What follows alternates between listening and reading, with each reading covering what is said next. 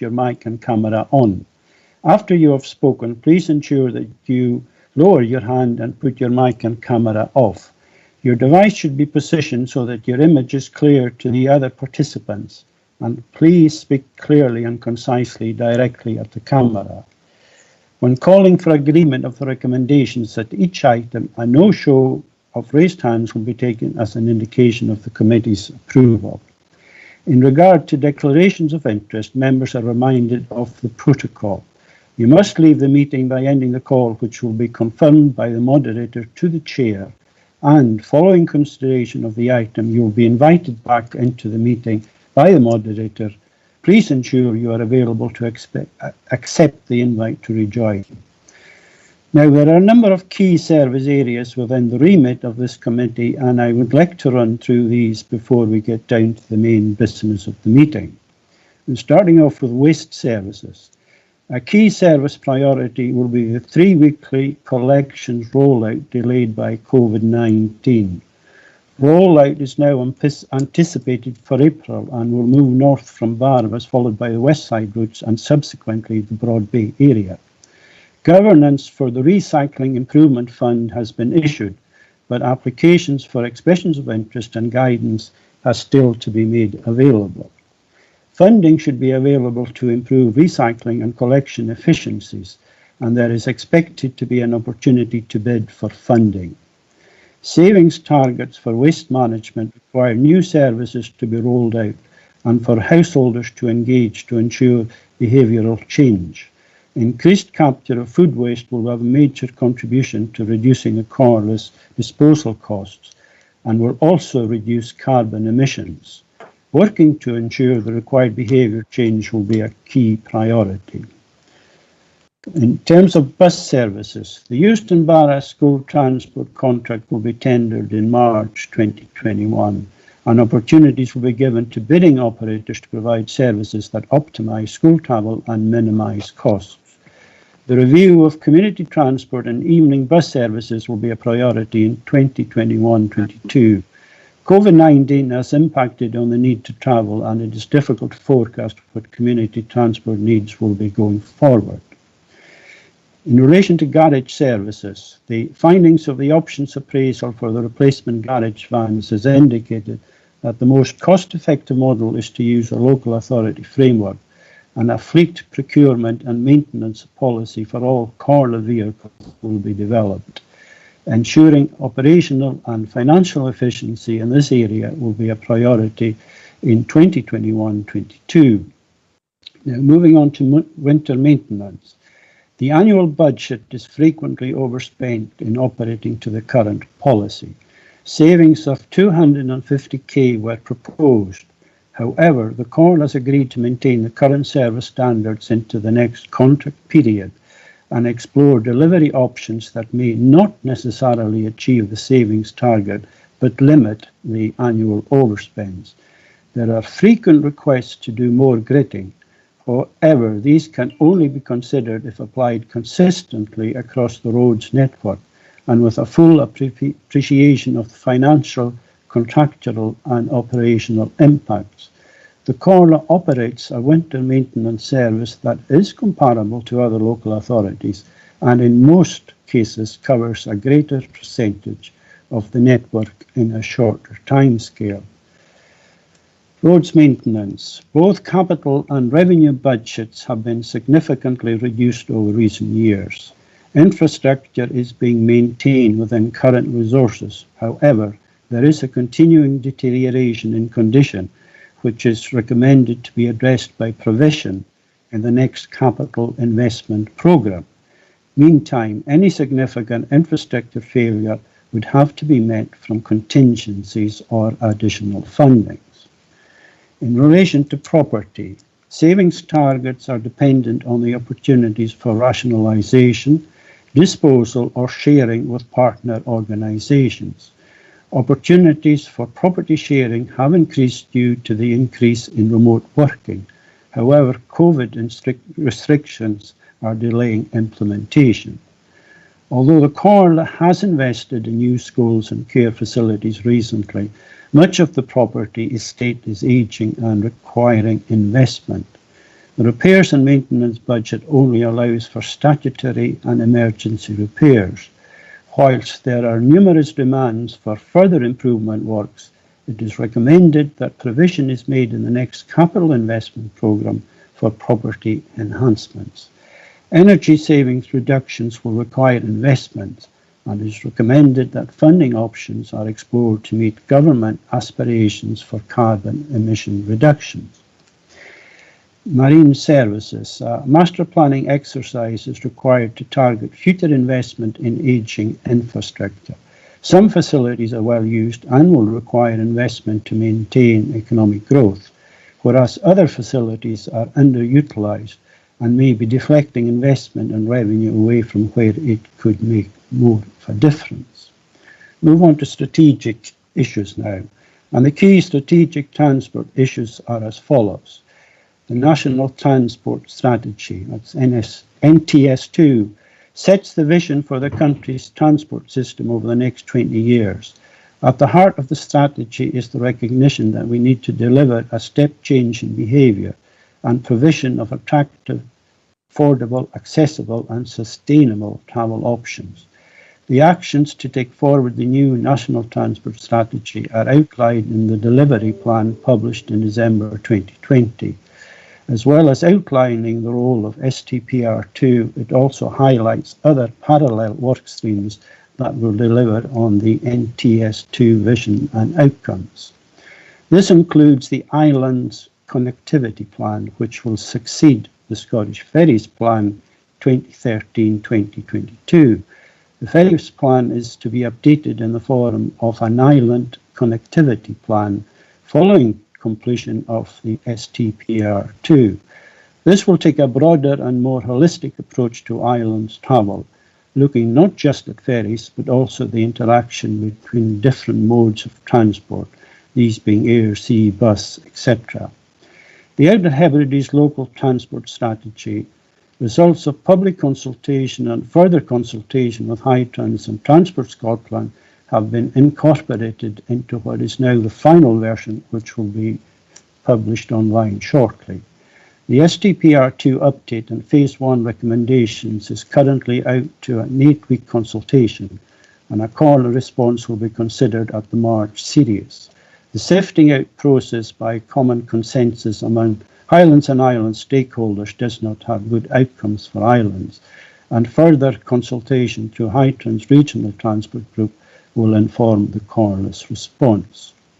A further concern currently is the National Islands Plan implementation route map. Transport, of course, is one of the key strategic objectives of the plan, but the current workshops run by the Islands team are currently excluding local authority representations. We do not know who is representing islands on transport issues or indeed any of the other issues. Future fares policy. This would encompass known issues including motorhome fares, school trips, freight fares, and following the views of ministers, there would be further engagement on this. The RET evaluation will be published this month or next. A draft ERDP has been completed and the infrastructure investment plan was published earlier this month. Lobbying actions continue via Hightrans on all of the above. I think members are well appraised on local ferry and air issues. There is frequent engagement with CalMac, Transport Scotland, Loganair, and regular meetings that include input from CalMac Community Board, Outer Hebrides Tourism, and our own MSP. The call awaits Highle's retrospective Island Community Impact Assessment into the centralisation of air traffic management due this month. There are many challenges, and Transport Scotland has asked us this week for a response to a proposed reduction of sailings in the context of current overall demand. Negotiations are ongoing with Loganair to continue the current inter-island air service for an additional 12 months, and there is an urgent report on this agenda which will be considered in private after the budget items. In summary, the past year has seen unprecedented challenge to our services and the need to rapidly adapt services to the requirements of COVID-19. 2022, I suspect, will be no easier. Despite these challenges, we have coped remarkably, and I commend our officers for their focus and efforts in delivering these services over the past year. We will now move to the budget items. The budget item is made up of 5 parts, items 1A to 1F, which will be taken in the sequence as they appear on the agenda and are detailed in the budget book, which has been circulated to your iPads. The Director for Assets, Finance and Resources will introduce these financial items. It is necessary to consider these together. Therefore, I would propose that the committee consider each report in turn and then come back to the recommendations of item 1A, which is the Budget and Council Tax 2021-22 report. There is an urgent item on the Benbecula-Stornoway Air Service, which will be taken in private at the end of the meeting. I'm seeing some hands up. Just a minute. Grant Fulton. Thank you, Chair, and thank you for the synopsis. I've got serious misgivings and serious concerns in regard to a free weekly bin collection. As I understand it, at present, there's only one vehicle and one crew available for recycling duties, and obviously the collier's looking at savings on a 3 weekly cycle for residual waste and recyclable materials, but I still have misgivings about a 3 weekly bin collection for waste. Potentially, if there were recycling bins issued to all properties in the Western Isles by the time that the 3 weekly service is changed, and additionally more recycling skips provided for communities, it may work. However, I have grave concerns in regard to the summer months and with the influx of people. Obviously, we don't know what the tourist situation is going to be this summer, but going on past years, certainly the Harrison South Lochs ward has been swamped by people. Bins have been overflowing, and I believe we could get into an environmental health issue with the bins. So I just want to express my concern in regard to the 3 weekly bin collection rollout. Thank you, Chair. Thank you for that, Councillor Fulton, and I'm sure we'll have further discussion on that at the Harris Transport Forum tonight, no doubt. Councillor John Norman MacLeod. Thank you, Chair. It's just, can I raise a point of order, Chair? Yes, yeah. I wish to inform the committee on behalf of the Alliance Group that we reserve the right to forward 2 amendments to full council this evening, depending on committee outcomes today. Thank you. Thank you very much, Councillor MacLeod. Councillor Gordon. Sorry, do you want to come back? Can I just go back to what Councillor Fulton was saying there? And we do have a 3 weekly bin collection. It is working well, but as stressed by Councillor Fulton, we need to have the bins in order. There has to be plenty of bins available for that, and that means recycling and etc., because I know it's not in the Carlow area either. Thank you. Yes, thank you, Councillor MacLeod. Councillor Murray. Thank you, Chair. I'm not a member of the committee, but I should be aware we, the SNP group, reserve the right to put forward an amendment to the budget at the full council, having adhered to the standing orders on budget amendments as we are required to do as per the law, the Local Government Act. Thank you, Chair. Thank you very much, Councillor Murray.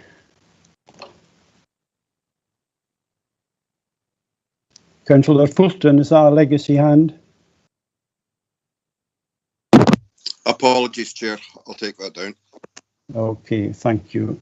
Now, if we can move on to the agenda, item 1, declaration of interest. Members are asked to declare any interest they have in any items of the agenda. It would be helpful if members expressed why they are declaring an interest in the item concerned. So do we have any declarations? No, okay, thank you. Item 2, Finance. Budget and Council Tax Setting 2021-22. This is a report by the Chief Executive and Director of Assets, Finance and Corporate Resources. Item 1A. This report details the budget and council tax setting for 2021-22 and a forward budget strategy. I will ask the Director for Assets, Finance and Resources to introduce this report, and the Council Leader will forward additional recommendations which he will outline when we come back to this item after going through the other budget items. Okay, Mr. Emmett. Thank you, Chair. If I may just give a brief overview of the budget position, and it is relevant, I think, to some of the discussion you've just had. The business planning work that we have done over the last year, including looking at, for example, the rollout of 3 weekly collections, is an integral part of the work that supports this budget, which is recommended with a deficit of just 86,000, which can be comfortably afforded from balances.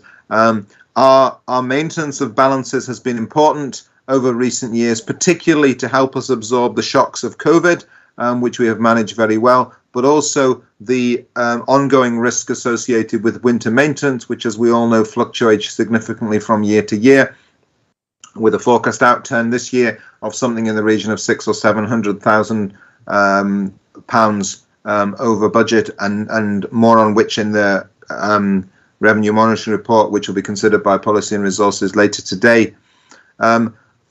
We're still in a situation going forward which does have risk associated with it. One of the things that is included in the business plans is to review winter maintenance with a view to realising a saving. You'll see on page 30 where I've set out the 2-year financial estimates that I think that, based on the views of members, it's unlikely a saving of that order can be achieved from winter maintenance. But the Head of Property and Infrastructure is still reviewing the services and options for delivery, and that's a matter that will come back before you in the course of this year. In the meantime, we are following the policy, so it's not a service that spends according to budget, it's a service that spends according to need, which is why the carry forwards and the overspend of that has been treated in a consistent way, actually, over many years. So that's probably the main items to draw attention to as far as this committee's concerned, Chair. The recommendations in the report are effectively for the financial plan, business plans of the department, the operational risk registers, and the draft budgets. And I think just to note that winter maintenance continues to be something that we're looking at closely, Chair. Happy to take any questions. Thank you, Mr. Emmett. Any questions for the Director? I'm not seeing any hands, so we can move on to item 1B. This report seeks approval of the corporate plan and associated service business plans for 2021-22. Insofar as this committee's interests are concerned, the service area of municipal services is detailed under communities at item 1BD, and the property and infrastructure is at item 1BF of your iPad. The Director of Head of Service are available to answer any questions you might have. So do we have any questions on these items? No. Of course, we can move on to item 1C. This report seeks approval of the strategic and operational risk registers for 2021-22. Insofar as this committee's interests are concerned, property and infrastructure and municipal services are at items 1CA and 1CC on your iPads. And again, the Director or Head of Service will answer any questions you might have.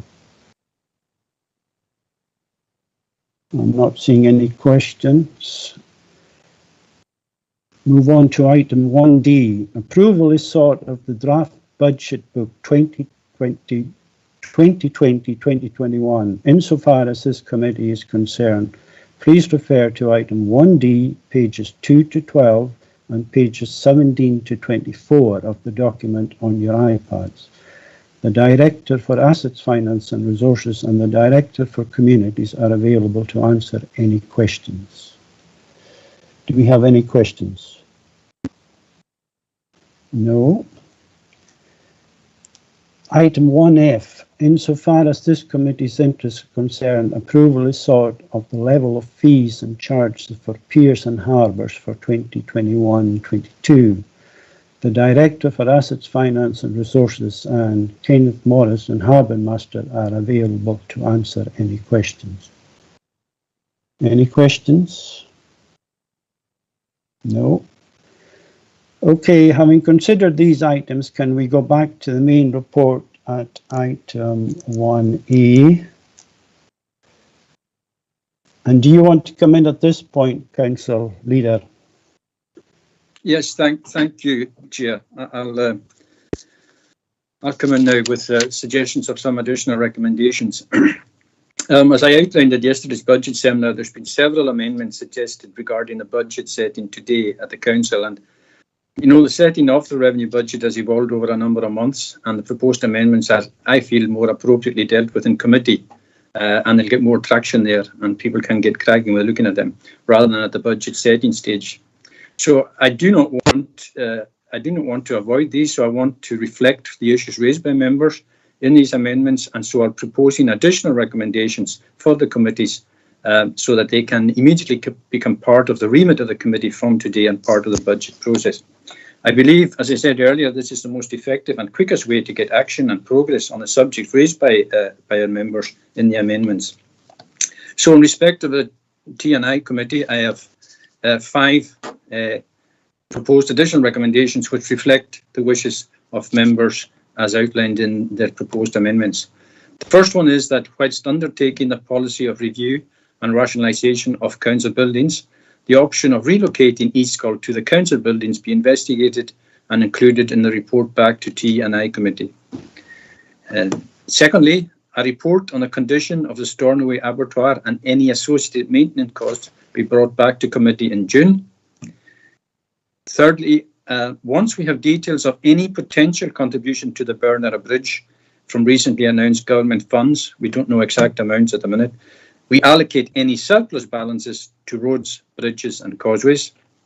Fourthly, when the review of this year's spend on winter maintenance and the current policy is completed, the T&I committee to agree budget provision going forward.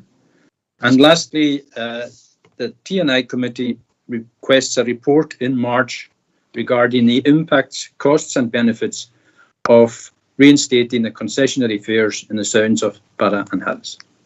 I think these all reflect what the issues that members raised, and I would commend them to you as additional recommendations, Chair. Thank you very much, Leader. Councillor Ronald Fraser. Yes, thank you, Chair, and thank you, Leader. As I assume the committee will be aware, I was seeking to put forward an amendment at full council this afternoon on behalf of the Alliance Group with the intent to invest in the Stornoway Abattoir service. This a vital asset owned by this local authority and an integral link for our island's crofters and meat producers. Our proposed investment was to complement and enhance this service at this crucial time for our local economy. As a side note, I wish to bring to the attention of the committee that in their recent published report, Quality Meat Scotland indicated that there has been an increase in red meat sales in Scotland of 20% in the past year. I'm grateful for the leader's offer and full commitment, and I assume that once the report is presented with findings and costs, investment can be sanctioned swiftly, as I feel it is vital we secure this asset at its present site on Island Road for the next generation. Thank you, Councillor Fraser. I've had quite a lengthy discussions with officers about the Stornoway abattoir, myself. I have an interest in abattoirs. Obviously, there's one in my own ward, so I keep up to date with how things are progressing. Councillor Leader, do you want to come back? Yeah, thank you for that, Councillor Fraser. Yeah, just to confirm that, I am aware of these reports and I'm aware of the importance of this asset. And I believe, again, similar to my previous amendments, additional recommendations, I believe that this is the best way forward to get quick action. The committee do a report. I know you were suggesting a particular sum, but again, as I explained yesterday, if you don't look at a roof of a shed and say, let's spend 20,000 on it. You go and find out what we need doing and then get the costs together. And that's all I'm suggesting. We go about it in a structured way. But if you take the additional recommendation I have in front of us at the minute and complement it with the one I'll be putting to sustainable development, which will be about the actual role and use of these assets by the council and maybe enhancing the production capability, I think you'll see that we're on the same wavelength and we want to get improvements in the asset and protect it for the future. So I'm sure that you'll be quite happy to accept that the additional recommendation meets your needs. Thank you. Councillor Steele. Thank you, Chair. Not a member of your committee. Just in relation to the point about East-School and investigating the infrastructure and possibly moving into the council buildings. Are you able to hear me okay? Yes, we're hearing you, yes. I said earlier on that the efficient use of buildings is under continuous review anyway within the department, and just there's a slight concern in that if we're looking at the costs involved in that, the Cornea and the government have committed quite a lot of funding towards that project so far, and I mean, if we're talking about moving out, we're talking about the school closure, so the Education Committee would have a bit of an interest in that going forward. So I just want to raise that. Thank you. Do you want to come back on that point, Leader? Yes, absolutely. Quite correctly, education would have an interest in that, but that is why we should get a detailed report about the building, the use of it, the costs involved, and the expectations of government. And we are, of course, in constant communication with government around funding and support for these costs. But again, you know, members have raised it as a possibility to look at, and I'm quite happy that we should go and look at that. And part of the rationalisation programme will be East Scotland to see what we can do with it. So I don't see any downside in terms of investigating it, but we need to do it properly and get a detailed report about it.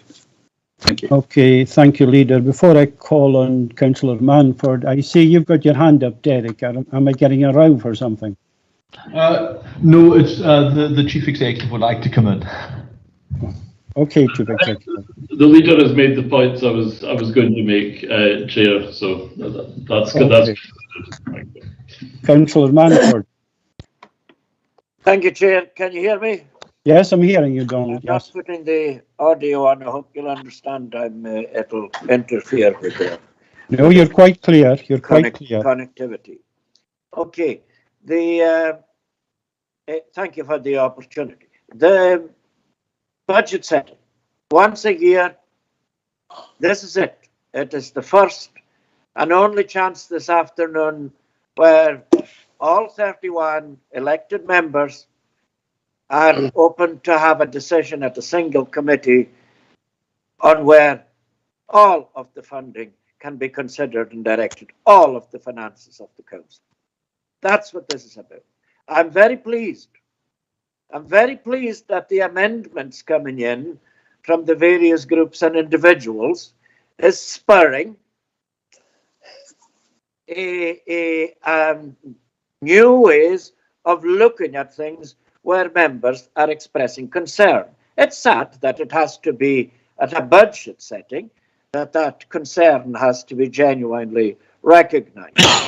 I don't agree, of course, although it's a perfectly reasonable argument to make. I don't agree that a report to a future committee is a better way to give something traction than to actually apportion the money to it immediately and find it is properly and more appropriately used. In terms of the abattoirs, I've heard the council leader talk about Stornoway, and I'm very pleased to hear that. It is needed. It took your own intervention, Chair, to suggest that Lochmaddy should be considered as well, because there was no reference to Euston Barra.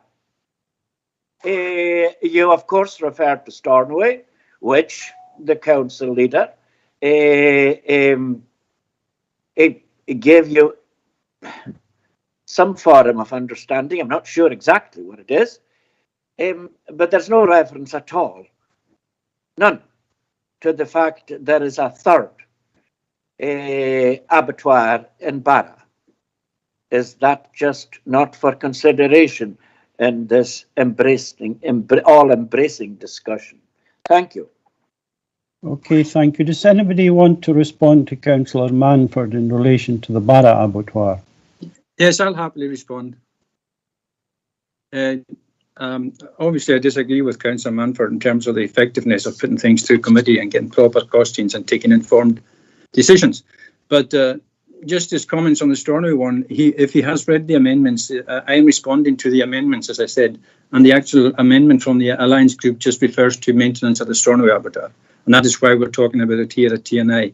And if he was at our meeting recently, he'll understand that the reference I will be making at Sustainable Development Committee about the future uses of all the abattoirs throughout the authority. And that is the wording that's in there. So they will be considered at that point. Thank you. Okay, thank you. Can I come back, Chair? Yes, Councillor Manford, you can come back. I'm very pleased. I'm very heartened to hear that. The reason why I wasn't at the meeting you are describing is there was a power cut, quite beyond my control, and I was unable to participate. However, that can be fine. I have no difficulty with disagreements over the understanding of how quick something can happen. That's okay. But I'm very pleased for you to take forward that you wish to consider the Barra and Battersea one in the same light. Thank you. Thank you, Councillor Manford. I had the same experience yesterday, I'm afraid, with the power cut, so it must have been quite widespread. Councillor McCullough Macmillan. Thank you, Chairman. I'm not a member of your committee, and thank you for the opportunity to speak. Like yourself and Councillor Manford yesterday, SSE managed to do what a lot of councillors couldn't. Keep you quiet. Yes, indeed. So, but the points I was going to make about the Uist and the Barra abattoirs have been covered by yourself when you introduced Lochmaddy and Donald when he mentioned Barra. My concern here is the proposals that are being put to committee. They are proposals that we have a policy to bring items to committee. They are not proposals on a policy to do things. And the amendments that will come in later in the day are an opportunity to do policy, and that we adopt these things as policy to implement, not to seek a report, but to implement. And that's where I see the matters which come before your committee here, that we have a report on any savings from the Bernera Bridge as a report, rather than we adopt a policy today, later on today, that we implement that as soon as possible into maintenance of the roads. Because let's face it, if we get a report in June, there's a normal expectation that we will have wet weather by September. And by the time things have been considered at committee, we'll have lost a year, and admittedly it will have saved us revenue funding, but our roads will have lost a year's worth of maintenance. And that's where I think the policy opportunity is with us today on what we see in what we can do in this coming summer. And irrespective of today, I do aspire and hope to dry weather where we can do road maintenance. And that's where I would commend it to yourselves and to the leader, that it's an opportunity that we establish policy that is clear, so that we can allow our professional officers to get on and implement what we, as what I fondly call the nodding donkeys in the paddock, try and do policy at least once a year, rather than having ourselves in the looking at the manger, that we look outwards and to see what we can do and adopt this policy. Thank you, Chairman. Thank you for that, Callum. I think you need to update the nodding donkey phraseology used. Leader, I'll let you in first. Yeah. I agree on that. I think you should maybe add listening to the nodding attribute. I actually said once we have details of any potential contribution to the Burnham Bridge from recently announced government funds, we allocate any surplus balances to roads, bridges and causeways. I didn't say we have a report on it. I said once we establish it, that's where we allocate it. I think we're all agreed on that. Thank you. Yes, Leader, and in discussion with yourself yesterday, I raised the issue of Ballisher Causeway, which is, a critical issue in my own ward. So we need to be fairly adaptable and flexible to these things. Colin McLean. Thank you, Chair. I'm not a member of your committee, but may I say that I do thank the leader for his listening skills himself and listening to quite a number of us. It's good to see that. It's good as well to have debate.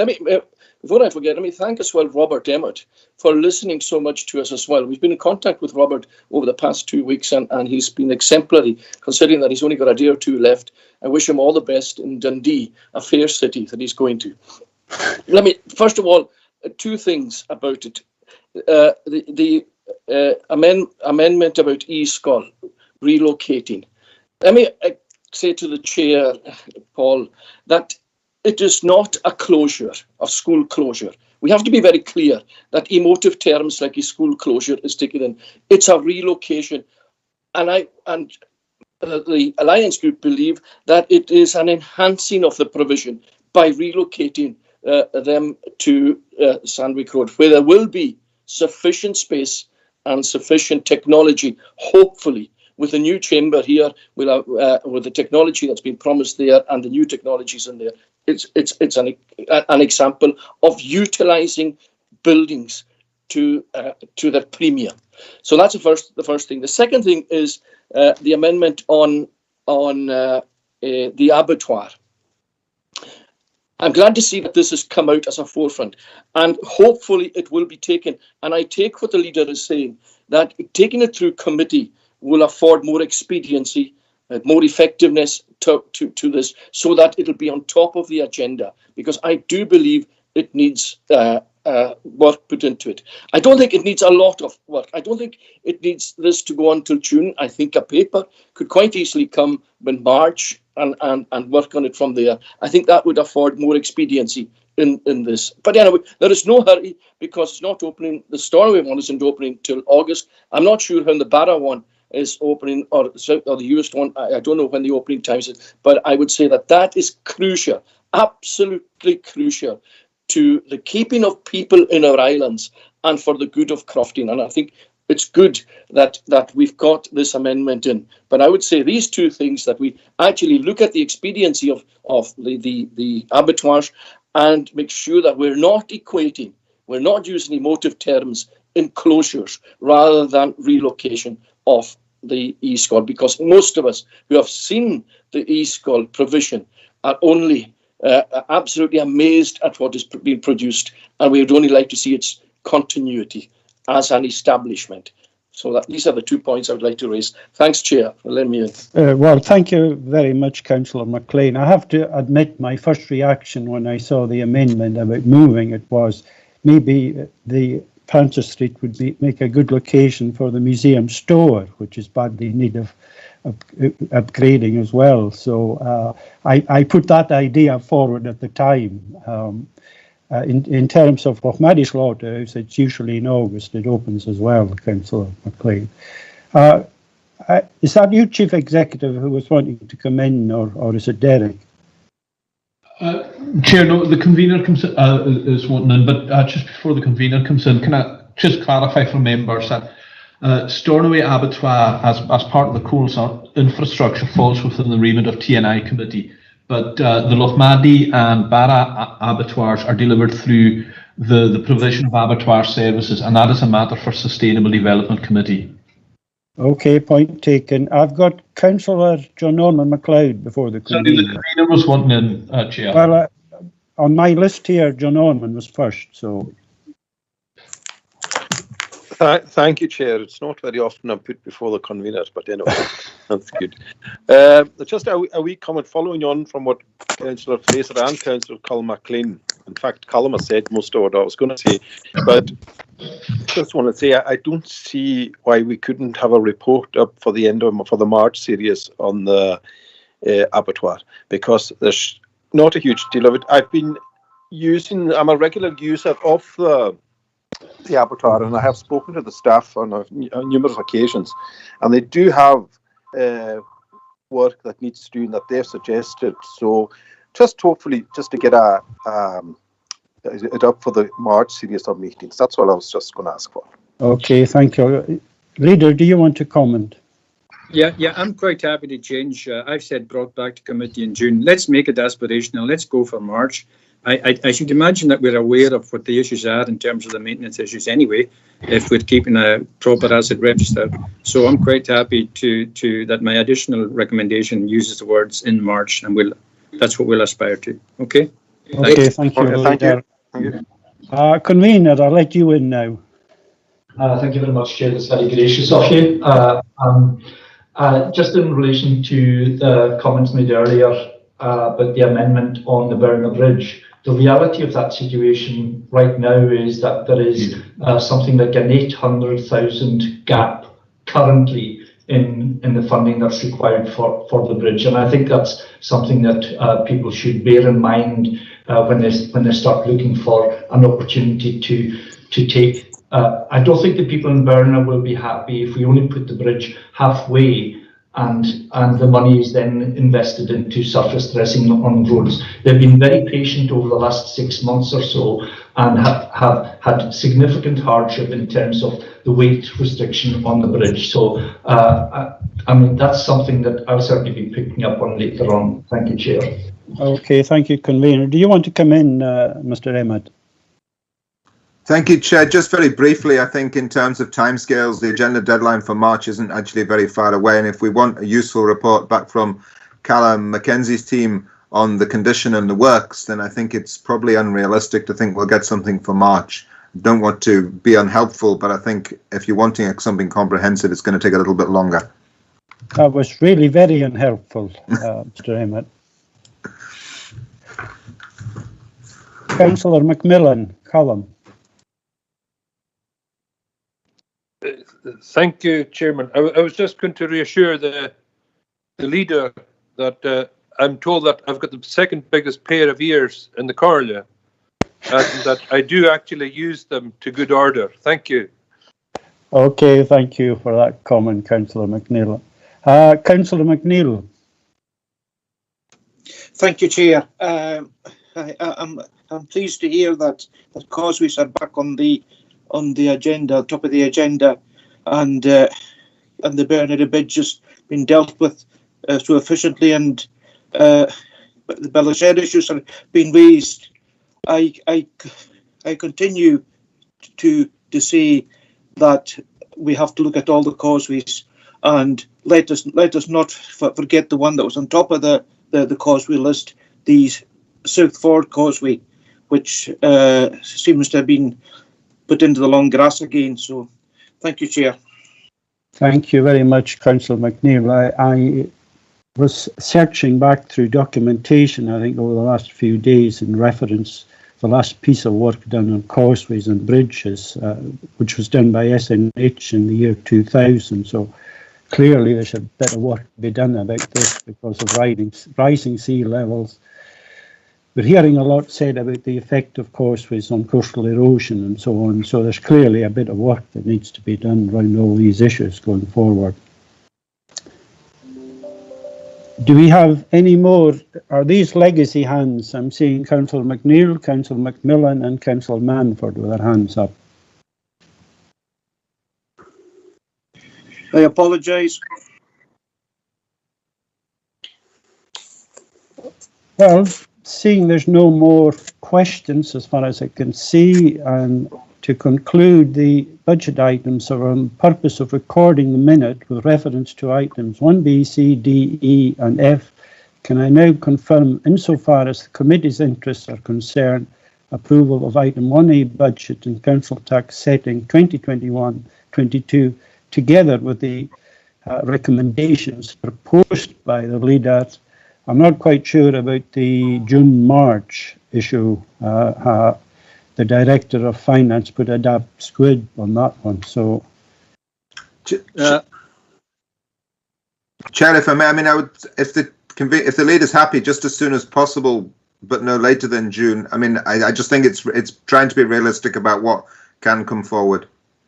Is it something we could bring to the TNI Member Officer Working Group then? Absolutely, yeah. Or crafting GCC, or both? Okay, can I just propose then that we do that? Can we just say as soon as possible and no later than June? I did use the word aspirational, so we should still have it on our radar to try and do it as soon as possible. And if we do get it long before June, let's take it to the MOG. But we need to crack on with it. Thank you. Would you be happy with that, Councillors McLean and Councillor John Orman MacLeod? Yes, I would. Yeah. I'll keep my eye on it, I promise. Yeah. That's very good. As long as you keep your eye on it, Chair, we're quite satisfied with that. And the leaders promise there, that's excellent. Okay, thank you. Can we now move on into private to consider the urgent item on the Stornoway Benbecula Air Service? Yes, Mayashini, you're looking at me. Is everybody who shouldn't be here left? Yes? Okay, this is item 3.